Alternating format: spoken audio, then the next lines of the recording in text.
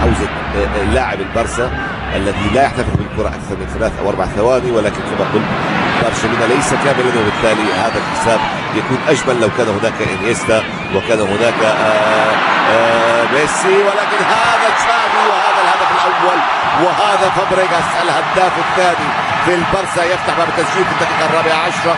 كرة جميلة، كرة كتالونية، كرة برشلونية تقليدية اعتيادية، والبصمة موجودة لأن الكبير تشافي حاضر والصغير الكبير فابريغاس حاضر، وليس للاعبي أوساسونا إلا الفرجة والذهول.